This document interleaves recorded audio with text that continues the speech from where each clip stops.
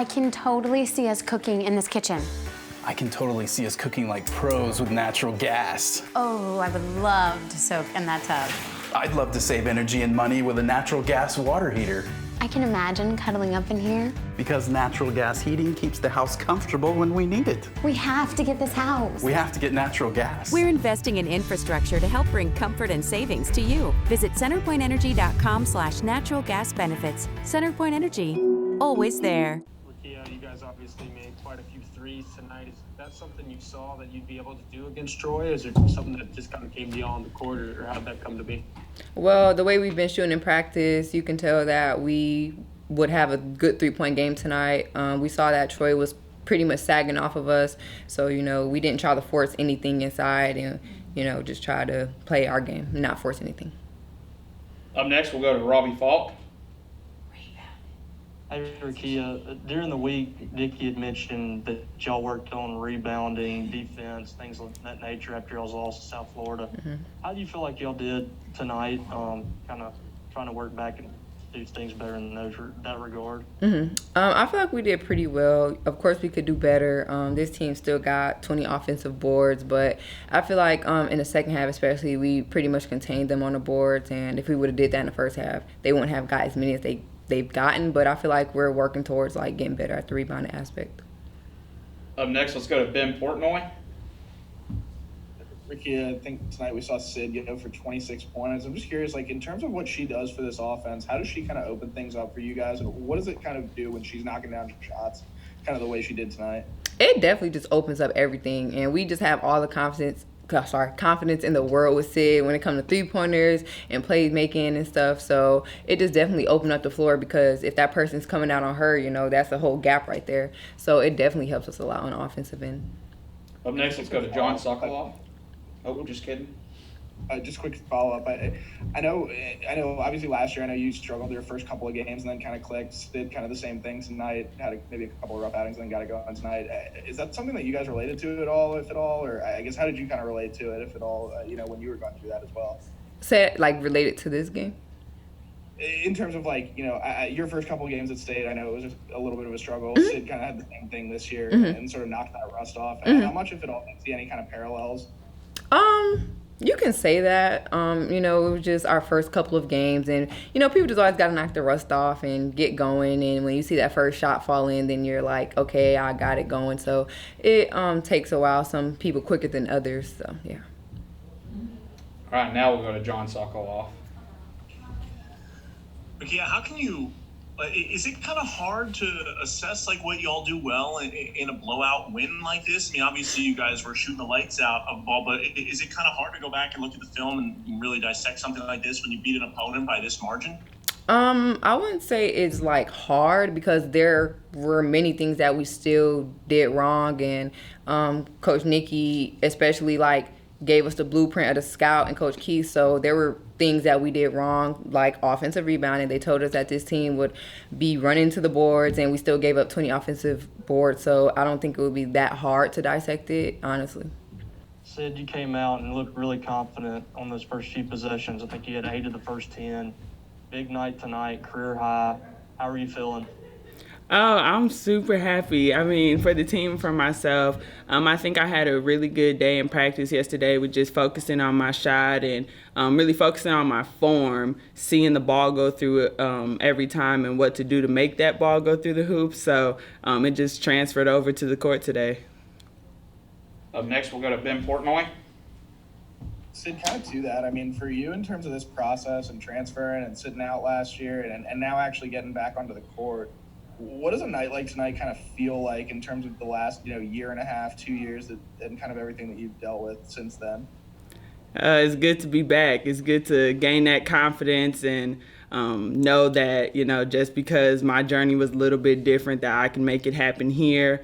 I'm just really blessed to be here and have this opportunity to be healthy and playing. So I'm just grateful for that right now.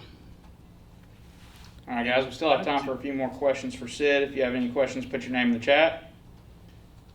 We'll go back to Ben. I guess kind of to that, in terms of that, just knocking off the rust the first couple of games, how much of it do you feel like it was just a matter of kind of seeing a couple of shots fall?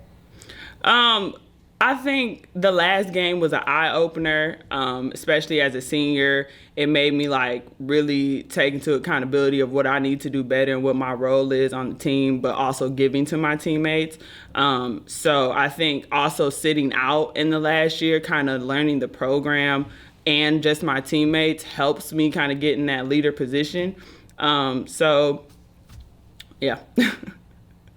Up next, we'll go to Tyler Horka.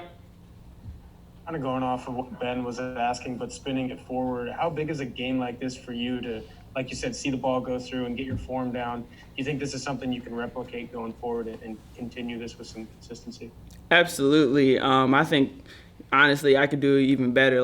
The ball went through the hoop, but I have to elevate on the defensive end and rebounding. So I know that's going to be my focus.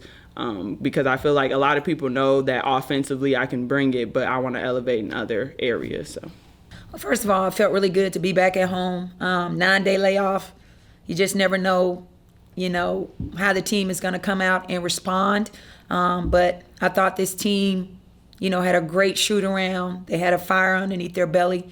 We talked about being ready to go from the jump because we didn't play the way we needed to play in our last game and left a sour taste in our mouth when it came to our rebounding, our free throws, and our turnovers. So when I look at the stats tonight, one thing that really stands out, 29 assists on 44 made shots. We shot the ball extremely well.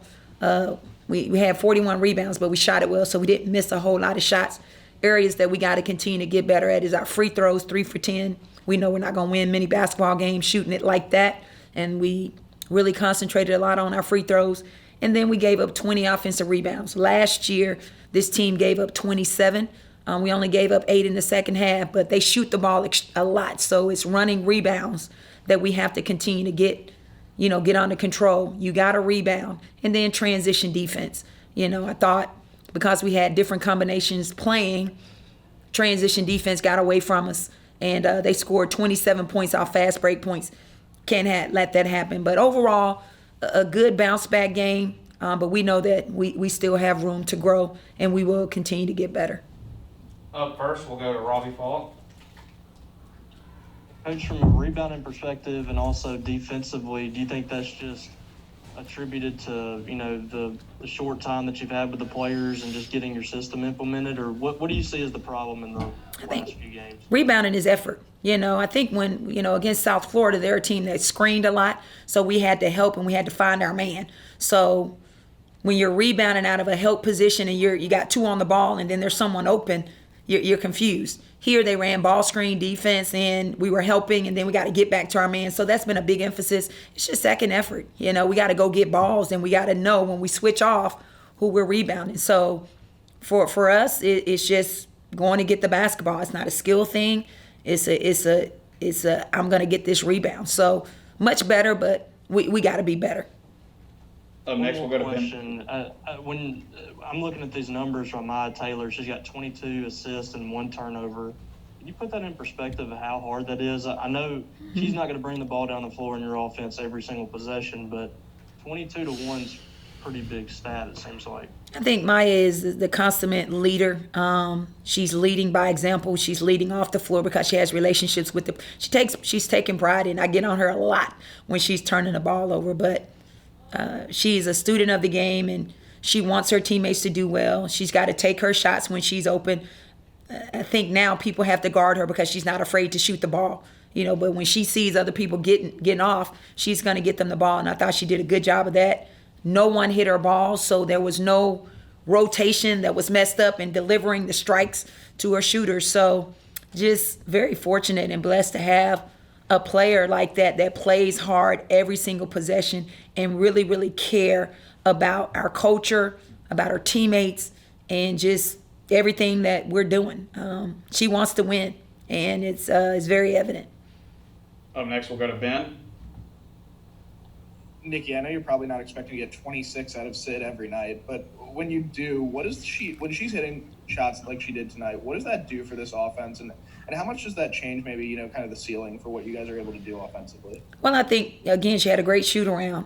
She did second guess herself a couple times, and I'm like, what are you doing? Because when you're on, you're on. But, for her, she has to be ready to shoot open shots. She's probably one player that can consistently make contested threes because she's got a pretty shot, pretty release. And when she's in rhythm, I'm pretty confident that it's going to go in, and our team is pretty confident. It puts us in a position to rebound. I just don't want her second guessing herself. I want her to continue to take good shots all the time. And when we missed a couple, then let's get the ball inside to Jess or Yamaya and do something different. But tonight was her night, and I'm glad we were able to feed her. And, she was hitting shots. Kind of to that, I mean, what was kind of her process in terms of getting her ready for this season? I know she hadn't played in almost 2 years at that point. I mean, what was kind of the tune-up? How do you kind of get her ready to go back on the floor and be in regular games, with that much time off? Well, I think, one of the things that I told Sid was, you have been off, so you're going to feel a sense of pressure to want to do well. But you have to have a great off season. COVID hit, and she had some things going on from a family standpoint. I don't think she had the off season that she wanted. But I think it doesn't matter, how you start is how you finish. So now is the time where she can continue to get in rhythm, stay healthy, and just do the things that I'm asking her. For her, it is being vocal with her voice, making sure that people hear her. She's another defender, another coach on the floor. Her and Maya have to quarterback what we're doing because they have a presence in our locker room. They have a presence on our campus. So she has to be vocal, and she has to have a great understanding of what we're doing. And she has a very calming presence as well, with people. So I think that's good when you have players in your locker room that people listen to. So we always have to be on the same page. But I think for her, just getting confidence every day, getting confidence is going to be good for her. Up next, we'll go to Joel Coleman. Nikki had, of course, 5 players make threes tonight. 7 different players took threes. We've heard you mention several times about when players get open shots, you want them taking those shots. Are you at a point where you're pretty confident with your team as far as pretty much anyone taking those shots? And I guess how receptive is there still some work to do in building that boldness to take every open shot? Well, I think there's certain people on our team that they know that that's a strength of theirs. I think there's people on our team, if they don't take those shots, then people are going to sag off them, so they're going to disrespect them. At the end of the day, it's a good shot as long as it's in rhythm. Make or miss, because now we're in a position to rebound it. But then you got to self-check yourself like, wow, I'm missing. I got to either get in the gym and fix it, or I got to do something different. That doesn't mean you have to take the shot, but that means you can do something different. I play with players. I've had a player that have played for me that was not a three-point shooter, and people disrespected her, but she still was able to score and get to the paint. So if you're open for a reason. Doesn't mean you have to take it, but you have to shoot it with confidence. And I want every player on our team to shoot the ball with confidence. What I said to them at halftime is when we miss 1, 2, or 3 in a row, then we got to do something different. Up next, we'll go to Tyler Orca. In your opening statement, you mentioned some of the things that you'd like to see your team improve upon.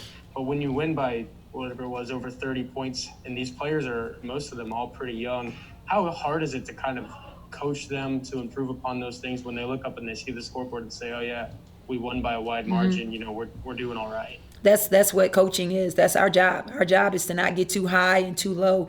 We have to understand what we have to get better at. And I talked about some of the positives that we did, but I also talked about what we really wanted to do this game, and we didn't check that off consistently. So we'll get back to it on next week. Tomorrow we'll get back to it to where we got to focus on that because we got the SEC coming up.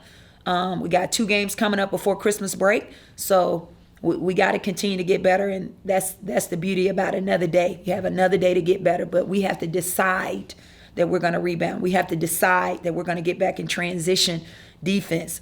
All of those things, it becomes a decision. So we got to decide that we're going to be better at those things.